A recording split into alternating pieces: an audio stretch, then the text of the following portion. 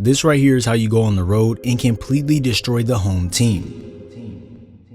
If you look at this possession right here, it pretty much sums up the whole game. Directing your attention to the bottom of the right screen, you're going to see a seamless switch from Bridges and McBride. So with the dumb down option taken away, McBride now has to chase Murray as he flies off this handoff. But right here, you're going to see Jalen Brunson stun in just to give Murray something to think about. But also, you're going to see KAT and OG shifting down to help out as well. This forces Murray into a floater and ultimately ends up in a miss. Now, am I saying that the defense in general is what sums up the game? Nah, not at all. That play right there was simply highlighting how locked in this team was.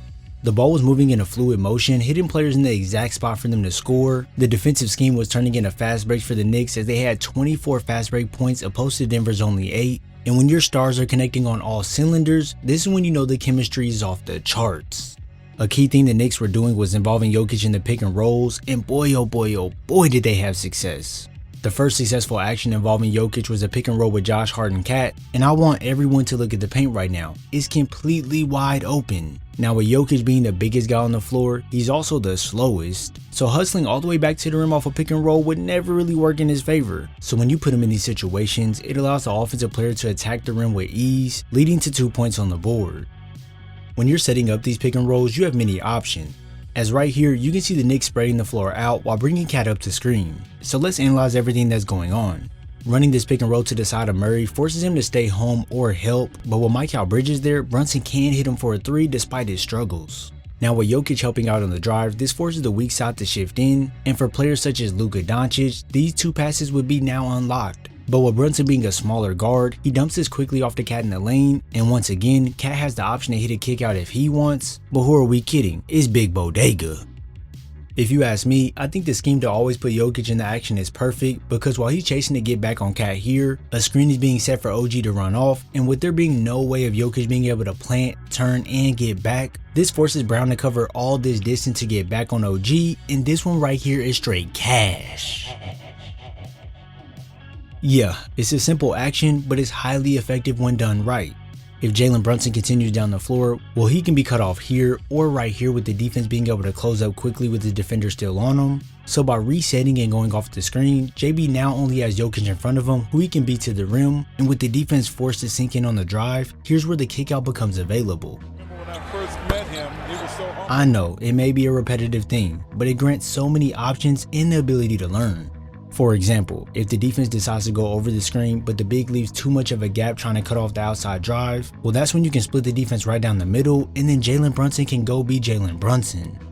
Not only would these actions lead to buckets and close for the Knicks to run up the scoreboard, they would also present 3-point opportunities after making the defense shift to guard KAT, and by now you should see that OG was hot this game.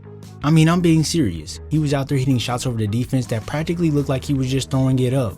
And when the shot clock was winding down, well, he was the one to answer before the buzzer. Well, it means that he's done a good job with this squad. Having a game where you go 16 for 23 for 40 points is always going to give your team an advantage to win the game. And when you can find your open teammates once the defense keys in on you, well, good luck stopping this offense.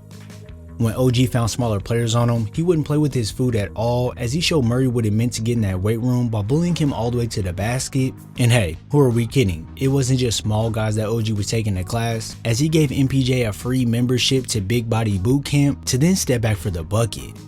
A lot of OG's buckets came within the offense like the threes we seen earlier, but they also came from a lot of these runouts as well. With the Knicks locked in on doubling Jokic inside, OG found himself helping KAT on the drive, and with that smothering contest, he just wipes this one out the air, and this one leads to a layup on the other end. The defense of OG was truly on another level as he was literally everywhere on the floor, so if a ball handler got too careless with it, he'd make sure to poke it out, making Denver rush a shot, and this one ends up in a miss. Throughout the game, you see his hands everywhere, such as on this Murray attack where OG makes him pick it up, and with Murray running right into traffic, he's now forced to dump this back off to MPJ, who's going right into the same crowd, and you guessed it, this one gets picked off, leading to yet another slam. When your defense is in sync like this, it's really hard for teams to gain any rhythm, and when you're depending on Russ to knock down a 3 to give you some confidence, well this is when you know you're not in a great spot, and then you proceed to double down on it. Unlike the Nuggets, New York was moving in such a flow state that they were finding early shot clock threes for KAT to knock down, and then with all white jerseys on the screen right here, the one blue jersey that flies down the middle will score with ease. Plays like that alone show you what type of energy the Nuggets were playing with and just how locked in the Knicks were. the Nuggets would eventually test out a zone to slow down the Knicks, so that's why you see Jokic pointing for Watson to slide over. But like I said, the Nuggets just weren't focused and the rotation is way too late, allowing KAT to catch with downhill momentum, and people may call him soft, but this one right here was a strong bucket. This zone here really wasn't that effective as the Knicks found every way to exploit it, so with Jokic on the wing here, what do you think the Knicks are gonna do? I'll give you a couple seconds. 3, 2, 1. If you guessed attack Jokic, you would be correct. Now Denver knows that New York wants to go at Jokic, so the Knicks sorta have to hide it. So Jalen Brunson motions for Sims to come up as if he wants a screen, but look right here, Jokic turned his head to see what's happening, and this is the exact moment where Brunson sends it over to OG as Jokic will be caught off guard, and to the rack Anunoby goes for the and one. Now like that last play, Sims was going to come up to set the screen, and this is exactly why. When you go against a zone, you want to make them shift to open up a hole to exploit.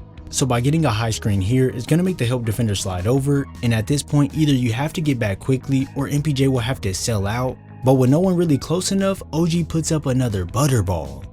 Yeah, trust me, there's many ways that the Knicks were exploiting this defense. Such as here, you can see every defender outside the lane, and the key one being Jokic, as KAT's 3-point shooting is a major deal. This now leaves the rim butt naked to go score, so instead of handing it off, JB knows he can get to the rim, and this one turns into a and one.